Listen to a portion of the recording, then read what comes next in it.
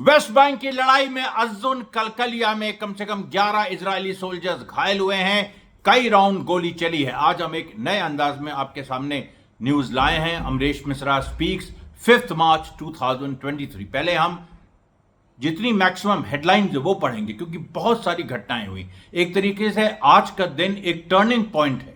एक turning point है पूरे न केवल गाजा और फिलिस्तीन के लिए बल्कि पूरे वेस्ट एशिया के लिए। तो तुरंत चटपट हम लोग खबरों पे आते हैं। सबसे पहले देखिए, लेबनान में इजरायली ड्रोन ने रस अल नकूरा में 2 व्हीकल्स को टारगेट किया और इसमें देखिए लेबनीज आर्मी ने यहां पहुंचने की कोशिश की लेकिन उस पर भी इजराइल ने गोली चलाई।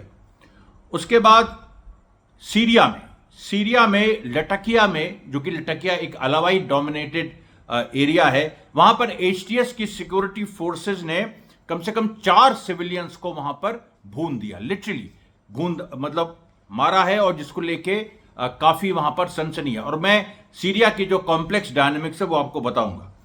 तीसरी खबर, इजरायली वॉरप्लेन्स ने दमस्कस सीरिया में, आप देखिए एचटीएस अपने लोगों को मार रहा है। दमस्कस सीरिया में अल कुतैफा जगह है, वहां पर इजराइल ने बम्बार्डमेंट किया। उसके बाद सनामयान जगह है देरा कंट्री साइड में। देरा कंट्री साइड कहां पर? सीरिया में। वहां पर एचटीएस फोर्सेस और रेजिस्टेंस के फोर्सेस के बीच गोली चली। मतलब 3 अलग अलग घटनाएं। एक तरफ एचटीएस ने कुछ सिविलियंस को मारा, दूसरी तरफ इजरायलीज ने दमस्कस के कंट्री साइड में बॉम्बिंग की, नॉर्थ ऑफ दमस्कस में, और तीसरी तरफ एक एकदम सेंट्रल सीरिया और सेंट्रल और साउथ के बीच एक इलाका है, वहां पर रेजिस्टेंस और सीरियन फोर्सेस के बीच गोली चली। उसके बाद देखिए इजराइल में बड़ी घटना हुई जब 3 पुलिस अफसर इजरायलियों द्वारा घायल हो गए। और कैसे हुए कि जो हरेदी जूस हैं, जो कह रहे हैं कि हम आर्मी में सर्विस नहीं करेंगे, उनमें और इजरायली पुलिस में झड़प हुई। और ये अल्ट्रा ऑर्थोडॉक्स जूस हैं हरेदी, जिनके यहां आर्मी सर्विस मना है। और क्योंकि इजराइल में मैंने कल बताया था 10,000 लोग शॉट हैं, और उसी आधार पर मैंने आपको बताया था कि रफली 10,000 इजरायली सोल्जर्स मारे भी गए और उसमें से और जो घायल हैं वो अलग हैं। तो ये जो जबरदस्ती उनको ड्राफ्ट करने की कोशिश इजराइल कर रहा है वो नहीं होना चाहते हैं। 3 पुलिस वाले घायल हुए। फिर देखिए चाइना ने आज ट्रंप का जवाब दिया और चाइना ने कहा कि अगर ट्रंप तारिफ रेज करता है, अगर चाइनीज गुड्स पे, जैसे ट्रंप ने कहा है रेसिप्रोकल तारिफ 2 अप्रैल से लग जाएंगे, भारत पे भी लग जाएंगे और सारे देशों पे लग जाएंगे। तो चाइना ने कहा है हम भी तारिफ लगाएंगे जितने ट्रंप लगाएगा। ट्रंप ने कहा जितने चाइना लगाता है, इंडिया लगाता है, उतने हम लगाएंगे। तो इंडिया ने तो अभी तक ये नहीं कहा कि यूएस गुड्स पे हम तारिफ लगाएंगे, नहीं। इंडिया ने अभी तक नहीं, चाइना ने कह दिया है कि हम यूएस गुड्स पे जितना यूएस लगाएगा उतना हम लगाएंगे। और सबसे बड़ी खबर चाइना से जो आ रही है, डिफेंस बजट चाइना का 7.2% इंक्रीज हो गया है, $249 बिलियन। $249 बिलियन। अब आप सोच लीजिए, $1 बिलियन 100 करोड़, तो $249 बिलियन चाइना का बजट रेज हुआ है। यहां भी देखिए बहुत सारी समस्याएं हैं। भारत को इस बारे में सोचना होगा कैसे, किस खेमे में हो जाए, चाइना रशिया ईरान के खेमे में कि इजराइल अमेरिका के खेमे में। उसके बाद ईरान। अब ईरान ने देखिए एक बड़ी खबर, एक बड़ा अचीवमेंट किया, और यह खबर इतनी खतरनाक है कि मतलब इसमें दिमाग हिल गया मेरा जब ये मैंने पढ़ा। इसमें क्या है कि इजराइल ने कुछ न्यूक्लियर फैसिलिटीज जो इजराइल की हैं, ईरान ने जो कुछ न्यूक्लियर फैसिलिटीज इजराइल की हैं उनकी जानकारी प्राप्त कर ली। और यह पता कैसे चला? यह पता चला कि जो कम से कम 40 से ऊपर जो ज्यूज, यहूदी, जो ईरान के लिए स्पाइंग करते पकड़े गए पिछले 3 महीने में, आपको पता ही है, मैं बताता रहा हूं, 30 से 40 से ऊपर यहूदी ईरान के लिए स्पाइंग करते पकड़े गए। और उस पूरे प्रक्रिया में आप देखिए तो एक 29 साल का एक इजरायली इंजीनियर यहूदी, इसका नाम है डोरोन बोकुजबा नाम का एक इजरायली सिटीजन जू, मोस्ट प्रॉब्ली ये रशियन ओरिजिन का जू है, जो काफी करीब 2 दशक पहले इसका परिवार इजराइल आ गया था रशिया से या ईस्ट यूरोप से, कहीं उसी मतलब किसी स्लाविक नेशन से। और वहां पर डोरोन बोकोजबा, ये 29 साल का इजरायली इंजीनियर, ये जब पकड़ा गया तो इसने रिवील किया कि जो डिमोना फैसिलिटी है इजराइल की, सबसे इंपॉर्टेंट न्यूक्लियर फैसिलिटी, उसके सीक्रेट्स ईरान के पास पहुंच चुके हैं। अब आप सोचिए कितनी बड़ी बात है। उसके बाद जो 7 अक्टूबर 2023 में जो लगातार इंक्वायरी हो रही है, आईडीएफ ने इंक्वायरी अपनी छापी, जिसके बारे में हमने आपको परसों भी बताया था, कल भी बताया था। आज शिनबेट की इंक्वायरी आ गई। शिनबेट जो कि वहां की एफबीआई की तरह है, वहां की इंटरनल, जैसे मोसाद एक्सटर्नल इंटेलिजेंस संभालता है, शिनबेट इंटरनल संभालती है, लेकिन गाजा में भी उसका बहुत हद तक हस्तक्षेप है। आईडीएफ की रिपोर्ट जितनी खतरनाक थी, उसने बताया था 21 जगह हमास ने हमला किया। पहले 2 घंटे में हमास ने इजरायली जो गाजा डिवीजन थी, जुलानी ब्रिगेड थी, उसके लोगों को या तो भगा दिया या मार गिराया। 2 घंटे में हमास जीत गया था। नहाल ओज जैसा इंपॉर्टेंट बेस कफर अजा में जो हुआ। और आज देखिए एक और सेटलमेंट के बारे में खबर आई है कि 3 हमास के फाइटरों ने कई घंटे 37 इजरायली सोल्जर्स को एंगेज रखा, 17 को मार गिराया, और उस 3 में से 2 जिंदा वापस गाजा लौटाए, एक केवल शहीद हुआ। 3 हमास फाइटर्स ने कई घंटे, 7 अक्टूबर 2023 को, उस जगह का नाम बताऊंगा, वो उसमें उन्होंने 3 हमास फाइटर्स ने 37, और उसमें गोलानी ब्रिगेड के लोग थे, 37 इजरायली सोल्जर्स को एक जगह एंगेज किया। घंटों गोली चली, उसमें 17 इजरायली मारे गए, 17 इजरायली मारे गए, और उसके बाद बाकी निकले ही नहीं। एक बड़े हिस्से ने अपने को एक कमरे में बंद कर लिया था। और ये जो 3 हमास फाइटर्स थे, 2 साबुत लौट गए, केवल एक शहीद हुआ। अब आप सोचिए, इतनी बड़ी बड़ी खबरें आ रही हैं। और भी एक बहुत ही चौंका देने वाली चीज जो शिनबेट के पूरे इन्वेस्टिगेशन से आई है, मैं आज ज्यादा एक्साइटेड हूं, क्योंकि एक तो खबरें एक के बाद एक आ रही हैं, बिल्कुल एक सिचुएशन बदल गई है। जो पिछले दिनों जो इजराइल ने कह दिया था सीज फायर को हम पलट रहे हैं, सीज फायर को नहीं हम आगे बढ़ाएंगे, और ऐसा लग रहा था युद्ध फिर होगा। हमास हालांकि युद्ध के लिए तैयार है, लेकिन आज जो पूरी सिचुएशन बनी, तो पॉलिटिकली इजराइल घिर गया, अंदर से भी घिर गया। जैसे मैं बता रहा हूं, अंदर विरोध शुरू हो गया है। 3 पुलिस वाले घायल हो गए, जो तो केवल एक मुद्दे पे, कई मुद्दों पे विरोध हो रहा है। जो होस्टेज की फैमिलीज है वो अलग से कर रही है, इधर शिनबेट आईडीएफ रिपोर्ट पर रिपोर्ट दिए जा रही है। 7 अक्टूबर को फेलियर था। नेतन्याहू रात में 6 बजे हमास का अटैक शुरू हुआ, सुबह 4 बजे तक कुछ खबरें आ गई थी, लेकिन नेतन्याहू और योव गालन जो उस समय डिफेंस मिनिस्टर थे, वो सोते रह गए, उनको किसी ने उठाया नहीं, या वो खुद नहीं उठे। मतलब अब क्या इसमें कहा जाएगा, इन दोनों को रिजाइन कर देना चाहिए। कोई भी अगर देश होता, हम कह रहे हैं यूएस जैसा देश होता, या हम कह रहे चलिए भारत में तो जब से ये सरकार आई है 2014 से, रेजिग्नेशन का कल्चर ही खत्म हो गया। लेकिन चलिए अगर भारत भी होता और इस तरह की रिपोर्ट यहां की सेना दे देती, तो नरेंद्र मोदी, योगी और इस तरह जो भी जिम्मेदार होता किसी भी घटना के लिए, राजनाथ सिंह, अमित शाह, इन सबको रिजाइन करना पड़ता, वरना यहां बवाल हो जाता।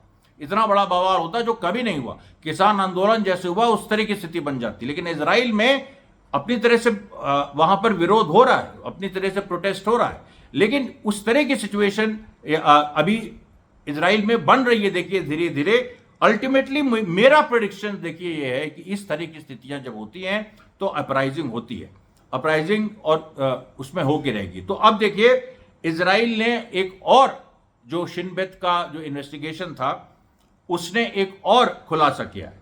7 अक्टूबर को 11,000 गोले, 11,000 शेल्स, 11,000 गोले इजराइल ने अपने सिटीजन पे चलाए। ये ऑफिशियल फिगर है, वो छुपा भी नहीं रहे हैं। 11,000 शेल्स इजराइल ने अपने लोगों पे चलाए हैं। ये बात अब साबित हो गई है, ये रिकॉर्ड पे आ गई। दूसरी बात, जो आज कायरो में समिट हुआ, अरब समिट, बहुत ही इंपॉर्टेंट था, क्योंकि उसने ट्रंप के पूरे प्लान को रिजेक्ट कर दिया। और देखिए करीब $53 बिलियन, $53 बिलियन का इजिप्ट ने एक प्लान पेश किया है गाजा के ट्रांसफॉर्मेशन का, $53 बिलियन का। उसमें इजिप्ट कह रहा है अमेरिकन हमको अगर मदद करना चाहते हैं तो करे, वरना हम अपने बल पे करेंगे।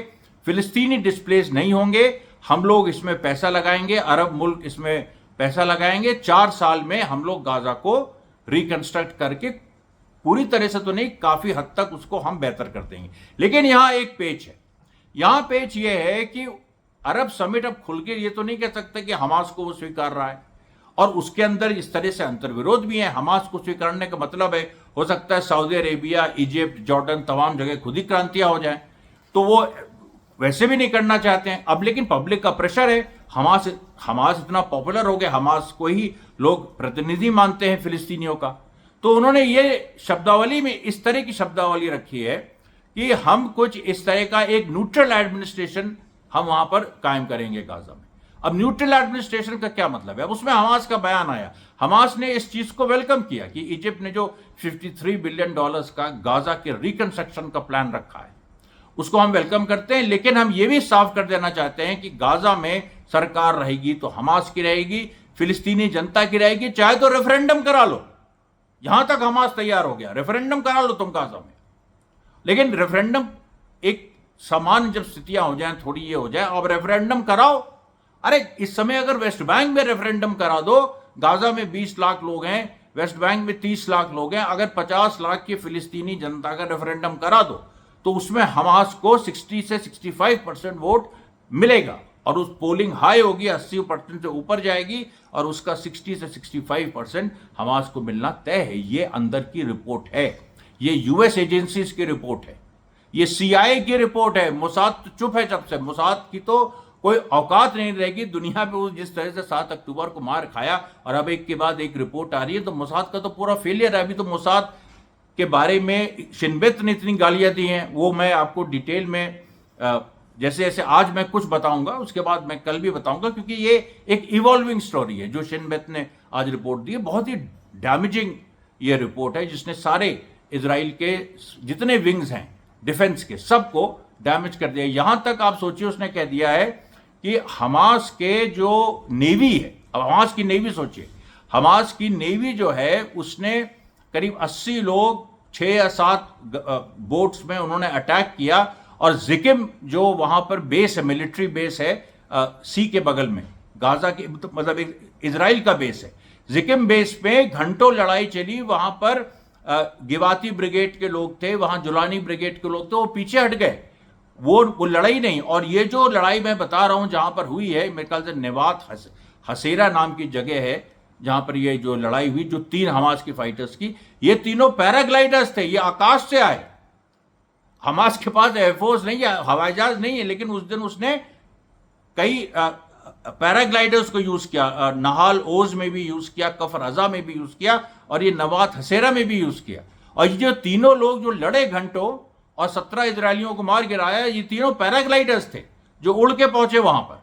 अब आप देखिए, इतना बड़ा शौक इजरायलीज को लगा कि जिसके पास एयरफोर्स नहीं है वो आकाश से आ रहा है गोली चलाते हुए, तर तर तर तर तर।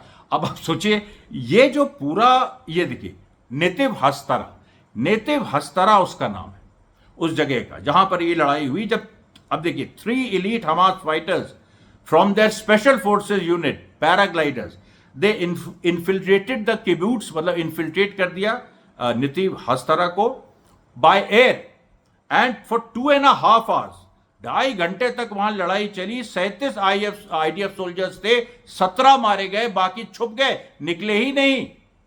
कम से कम 20 सोल्जर्स निकले ही नहीं, जो निकले सब मारे गए। और दो पैराग्लाइडर आकाश से आए थे, जमीन से गए। अब आप सोचिए, गाजा वापस चले गए, उनको कोई पीछा करने वाला नहीं था। अब बताइए, जब इस तरह की खबरें हों, अब और यहां पर जो मैं क्या कहूं, मैं रोज उनको गाली देता हूं, गोदी मीडिया के पैरेलल एक नया जो मीडिया बिल्कुल 2 कौड़ी का, बिल्कुल बेदम जो खड़ा हुआ है, जो झूठ बोलता है, जेलेंस्की जैसे चाइल्ड ट्रैफिकर को हीरो बनाता है, उस जैसे मतलब कुत्सित सेक्सुअल ऑफेंडर को हीरो बनाता है, तो उन पे हम उनसे क्या उम्मीद कर सकते हैं, जो तथाकथित बीजेपी विरोध के अंदर से ही बीजेपी से भी मिले हैं, अंदर 100% बीजेपी से मिले, इनको वहां से भी पैकेज मिलता है, इसीलिए सरवाइव कर रहे हैं। और उसके बाद ये जाके इस तरह की खबरें नहीं, इस तरह की खबरें दबाते हैं। ये खबर नहीं है क्या? अब इनके यहां क्या लाइन चलेगी कि ये तो मुस्लिम खबर है। अरे मुस्लिम खबर है, 2 झापड़ मारेंगे सही हो जाओगे। ये मुस्लिम खबर नहीं है, ये खबर है, ये खबर है, और ये दुनिया की एक बहुत ही महत्वपूर्ण का, पूरी दुनिया इस पे चर्चा कर रही है, तुम लोग मूर्ख हो जो चर्चा नहीं कर रहे हो। अच्छा, अभी देखिए जो एक बड़ी घटना हुई यमन में। अब देखिए यमन ने साफ किया था कि जब यमन लगातार हमला कर रहा था, जब गाजा वॉर चल रही थी लाल सागर में, यमन ने यह कह दिया कि जब सीज फायर हुआ उसके बाद यमन ने एक बात साफ कर दी कि हम सीज फायर जब तक रहेगा हम अपनी तरफ से हमला नहीं करेंगे, और उसने नहीं किया। और फिर उसने जब सीज फायर पलट दिया नेतन्याहू ने, उसके बाद यमन ने आज एक अमेरिकन MQ-9 ड्रोन मार गिराया, फिर से 15वीं बार। $30 मिलियन का होता है एक MQ-9 ड्रोन। और यमन जो कि पूरे वेस्ट एशिया का, अरब देशों में सबसे गरीब देश है, उसने यह काम करके दिखाया है।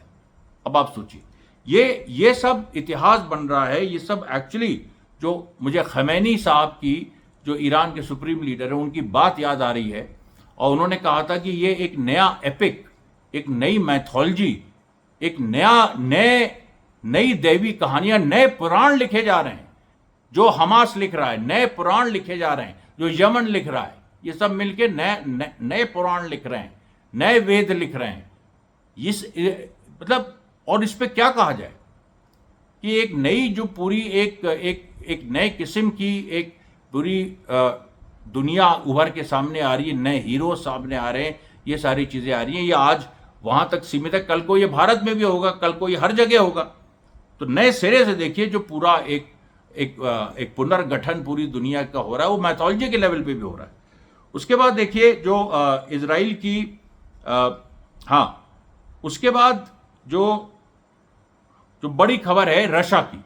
अब रशिया ने क्या किया है कि आज देखिए, पता नहीं क्या आज हुआ है, 5 मार्च 2025, रशिया ने आज एक स्ट्राइक की यूक्रेन में। और वो स्ट्राइक की जो खासियत थी, वो एक ऐसी जगह जाके यूक्रेन में लगी जहां पर 150 यूक्रेनियन सोल्जर्स मारे गए और 30 फॉरेन इंस्ट्रक्टर्स, यानी यूरोपियंस जो यूक्रेनियंस को ट्रेन कर रहे थे, वो मारे गए। 150 यूक्रेनियन सोल्जर्स मारे गए और 30 फॉरेन इंस्ट्रक्टर्स मारे गए। 180 लोग। मुझे तो आज समझ में नहीं आ रहा है कि मैं थंबनेल क्या बनाऊं, उसमें कितनी खबरें लिख दूं, क्योंकि हर खबर एक नारे के, मतलब एक स्लोगन के बराबर है, या एक बैनर न्यूज हेडलाइन के बराबर है। ये एक थंबनेल को आज जस्टिफाई नहीं, आज का थंबनेल सारी खबरों को जस्टिफाई नहीं कर पाएगा। उसके बाद देखिए यूक्रेन झुक गया। आज ट्रंप ने जो कांग्रेस को एड्रेस किया, उसमें ट्रंप ने कहा कि यूक्रेन की जेलेंस्की ने उसको चिट्ठी लिखी है, और जेलेंस्की ने, और बकायदा ये कांग्रेस पे कहा, कांग्रेस के फ्लोर पे कहा, तो वो तो ऑन रिकॉर्ड है। जेलेंस्की ने चिट्ठी लिखी है और कहा है कि वो तैयार है रशिया के साथ पीस करने में, और जो भी शर्तें ट्रंप लगाए उसके लिए वो तैयार है। अब सीधे सीधे जेलेंस्की सरेंडर किया है। उन लोगों का क्या होगा जो हीरो बना रहे थे उसको? उनको जाके आप लोग उनको, भाई मैं अकेले क्या क्या करूं, उनकी आप खबर लीजिए। मुझे देखिए 3 मेरे चैनल रिस्टोर हुए हैं, अभी एक पे मैं कॉन्सेंट्रेट कर रहा हूं। मेरे पास अभी बहुत कम लोग हैं जो हमारी टीम जिसको हम कह सकते हैं।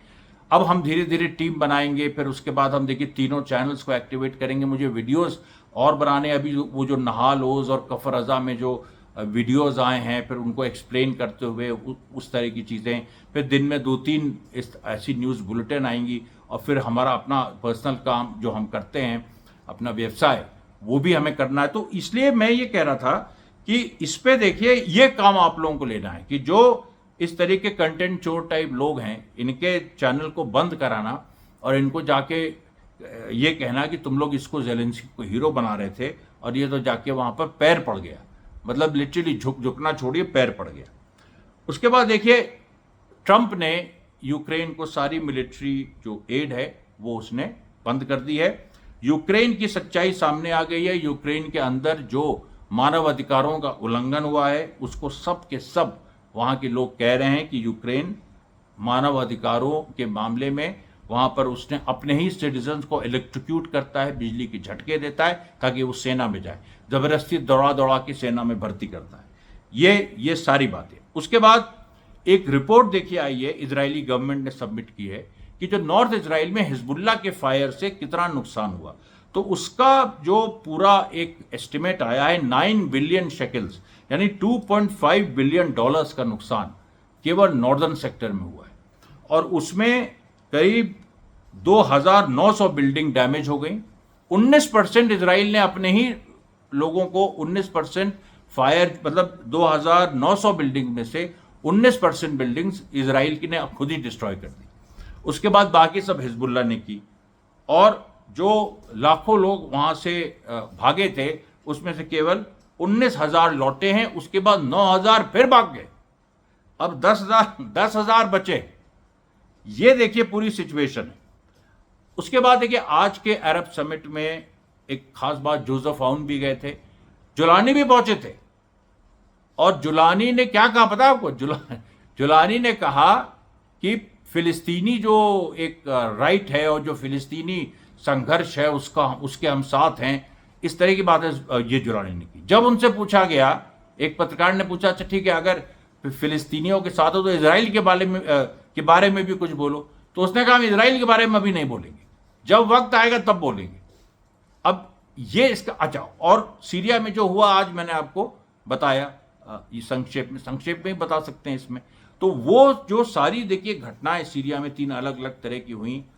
उसके बाद अल शारा जो है, जो अल शारा के नाम से जाना जाता है, जुलानी सूट बूट का जिहादी, ये वहां पर पहुंचा अरब समिट में, इसने इस तरह की बातें की। जोसेफ आउन लेबनान के प्रेसिडेंट पहुंचे, उन्होंने भी कहा, और लेबनान में आप जानते हैं एक पूरी जंग चल रही है, अंदर जद्दोजहद चल रही है, वैचारिक संघर्ष कह लीजिए, राजनीतिक संघर्ष कह लीजिए, कि वो हिजबुल्ला को, क्योंकि हिजबुल्ला वहाँ की मेजर फोर्स है, उसको एक्सेप्ट करना ही है, लेकिन वेस्ट का प्रेशर है कि हिजबुल्ला को एलिनेट करो, वो नहीं हो पा रहा है। तो जोसेफ आउन आज पहुंचे और उन्होंने समिट में, अरब समिट में साफ साफ उन्होंने कहा इस बात को। उन्होंने कहा कि देखिए पैलेस्टीनियन स्ट्रगल हमारे लिए बहुत इंपॉर्टेंट है और फिलिस्तीन के साथ हम खड़े। ये जोसेफ आउन का बार बार कहना बिल्कुल भी इसराइल को नहीं भा रहा है। जो वेस्टर्न पावर्स, फ्रांस वगैरह, जिन्होंने जोसेफ आउन को बैक किया था, उनको भी नहीं अच्छा लग रहा है और वो नहीं चाहते थे कि जोसेफ आउन इस तरीके से पार्टिसिपेट करे। उसके बाद देखिए जो एक इत्जाक एल गरात जो नाम का एक इजरायली होस्टेज था, जब होस्टेज था वो हमास का, तो इजरायली बम्बार्डमेंट में मारा गया था पिछले साल। उसकी बॉडी अभी हमास ने लौटाई। अब उसका फ्यूनरल था आज, तो उसका जो भाई था डैनी, यानी इत्जाक एल गरात का भाई डैनी एल गरात, उसने सीधे सीधे पूरे फ्यूनरल में, एक तो नेतन्याहू आना चाहता था, उसको मना कर दिया। फिर उन्होंने कहा कि ये इसकी जो मौत है ये इसके लिए नेतन्याहू जिम्मेदार है।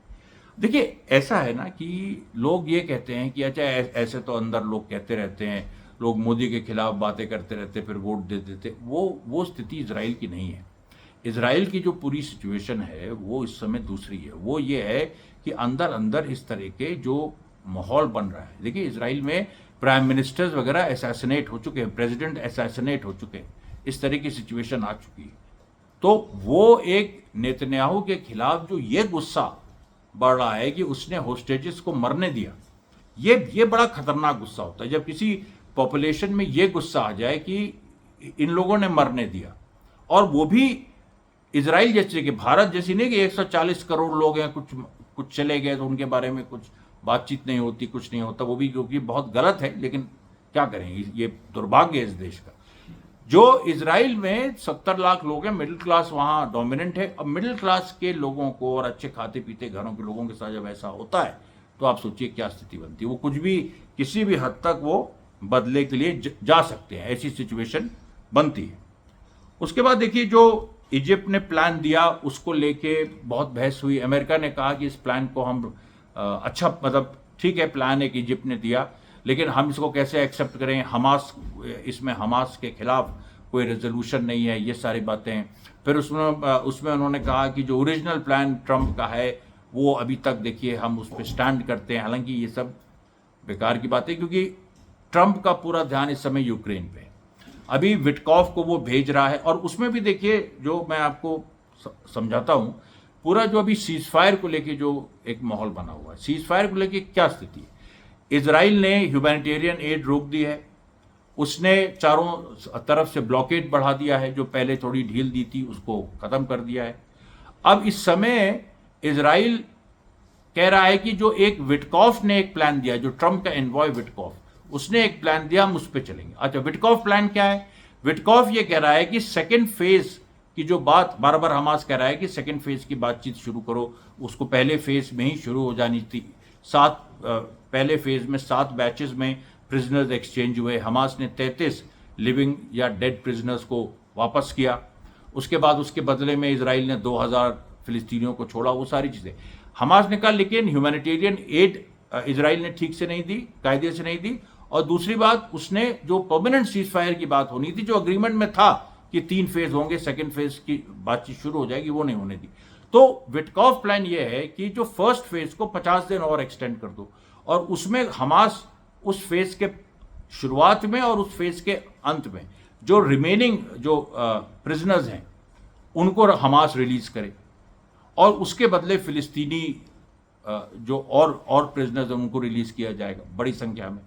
और फिर उसी समय जब पहली बार हमास इस 50 दिनों में, जो एक्स्ट्रा 50 दिन, जब पहली बार हमास कुछ लोगों को रिलीज करेगा, उसके बाद परमानेंट सीज फायर की बातचीत होगी। वो बातचीत सफल होगी गारंटी के साथ, ये भी कोई बात नहीं। और उसके अंत में हमास को रिलीज करना पड़ेगा सारे प्रिजनर। हमास के हाथ में जो कार्ड है, प्रिजनर कार्ड, जिसमें अभी भी बड़े बड़े लोग हैं, और जैसे हम लोग को भी पता नहीं था, वो बाद में पता चला कि स्पेस साइंटिस्ट, मोसाद एजेंट्स, बड़े बड़े इंजीनियर्स, ये सब हमास के पास थे, जो अभी सामने आया। अभी हमास के पास कुछ बड़े जनरल्स हैं, कुछ बड़ी इस तरह के शख्सियतें हैं, कुछ का तो इजराइल को भी पता नहीं है। सोचिए, जो शिन बेत वगैरह तो फेल हो गए, उन्होंने खुद एडमिट किया, इजराइल को भी उनका पता नहीं। उस तरह की फोर्सेस जो हैं, उनके बारे में हमास क्यों इस चीज को मान ले कि हम विटकॉफ प्लान को मानते हैं? हमास कभी नहीं मानेगा। और ऐसी पूरी स्थिति में जो इजराइल कह रहा है कि हम युद्ध शुरू कर देंगे, इजराइल की इस समय दम नहीं है कि वो युद्ध शुरू कर सके। वेस्ट बैंक में वहां वो घेरे हुए, वेस्ट बैंक में कुछ नहीं कर पा रहा है। वहां 21 बटालियंस लगी है। मैंने आपको बताया था, हर बटालियन जो है वो करीब 800 से 800, करीब 7 से 800 हैं। 21 बटालियंस लगी हैं, ऑलमोस्ट 15 से 20 हजार सोल्जर्स, और 3-4 वहां 3-4 बटालियंस और भेजी गई हैं। और उसके बाद जो पूरी एक सिचुएशन आ गई है कि देखिए, नाब्लस के होमेश में गोली चली। ये कल रात की बात है, जहां पर फिर से एक हमला हुआ, उसमें 2 इजरायली सोल्जर्स घायल हुए और 1 फिलिस्तीनी शहीद हुआ। इसके पहले हिजमा जो जेरूसलम में है, जो ग्रेटर जेरूसलम बनाने की बात हो रही है, वहां हिजमा में आज इतनी कस के टक्कर हुई कि जो ग्रेटर जेरूसलम बनाने जो आईडीएफ की फोर्सेस आई थी, उनको पीछे हटना पड़ा। उसके बाद आप हिब्रॉन में देखिए, हिब्रॉन में नॉर्थ हिब्रॉन में सायर जगह है, वहां पर जबरदस्त मुठभेड़ हुई।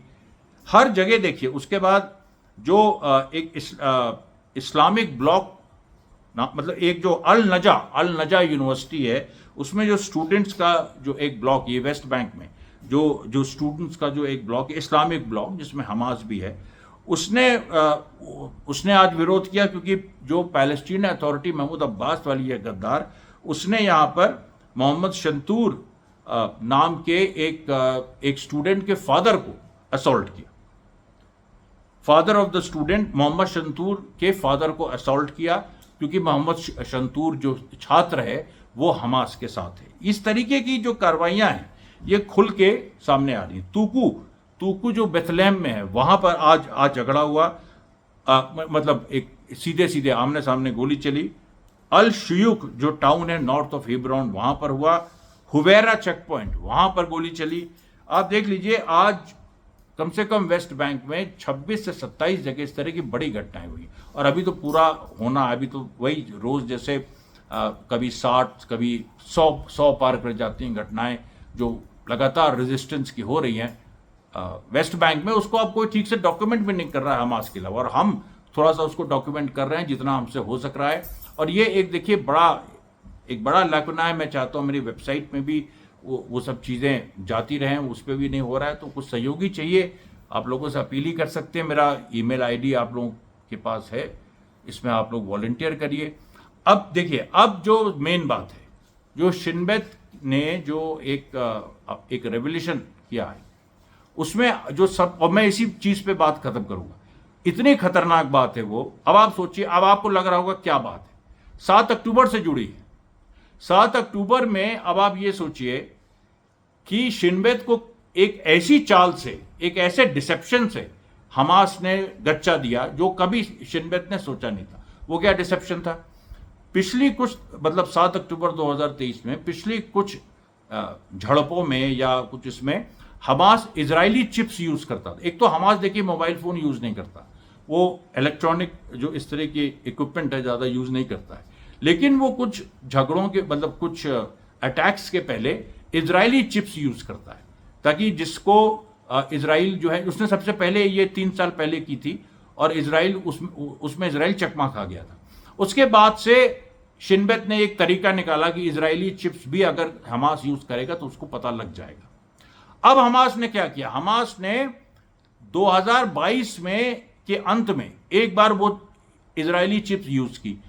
शिन बेत अलर्ट हो गया कि देखो ये इजरायली चिप्स यूज कर रहे हैं, अचानक करीब 60 से 70 इजरायली चिप्स यूज हो रही हैं, तो इसका मतलब है कि हमला होने वाला। लेकिन हमला नहीं हुआ, हमास ने हमला नहीं किया। फिर 2023 की शुरुआत में फिर उसने यही किया, मार्च के आसपास फिर से जो चिप्स हैं एक्टिव हुई, तो गाजा के अंदर मतलब 60-70 इजरायली चिप्स एक्टिव हो गई। तो शिन बेत को लगा फिर से अटैक होने, लेकिन अटैक नहीं हुआ। और अभी 7 अक्टूबर को 6 बजे हमला शुरू हुआ सुबह, और 6 अक्टूबर की शाम से वो चिप्स, या 7 अक्टूबर की सुबह से वो चिप्स एक्टिव हो गई। जब वो चिप्स एक्टिव हुई तो शिन बेत को खबर पहुंची। शिन बेत ने ये कहा कि ये तो 2 बार ऐसा फॉल्स अलार्म है, फॉल्स अलार्म हो चुका है, फिर से वही चीज है, इसको कितना सीरियसली लिया जाए। अभी वो एसएससी कर रहे थे। अब ये सोचिए कि 6 अक्टूबर की रात और 7 की सुबह, यानी 6 बजे हमला शुरू हुआ है, तो 3 या 4 बजे 7 अक्टूबर की सुबह कुछ चिप्स एक्टिव हुई। 6 तारीख की देर रात को, समझ लिए 11:30-12 तक, और कुछ 7 अक्टूबर की सुबह 3-4 बजे, अटैक के 2 घंटा पहले। अब उनको लगा कि ये इसको हम सीरियसली ले कि ना लें, क्योंकि 2 बार तो ये फॉल्स अलार्म निकला, और उस दिन फॉल्स अलार्म नहीं था, वो सही था, और हमास ने हमला कर दिया। ये देखिए पूरी बात है, और ये इस पूरे जो मैंने कहा था एक एपिक मैथोलॉजी, एक नया पुराण लिखा जा रहा है, और इस नए पुराण की गाथा, नई गाथा लेके कल मैं फिर सामने आऊंगा। तब तक के लिए धन्यवाद साथियों, बहुत बहुत धन्यवाद।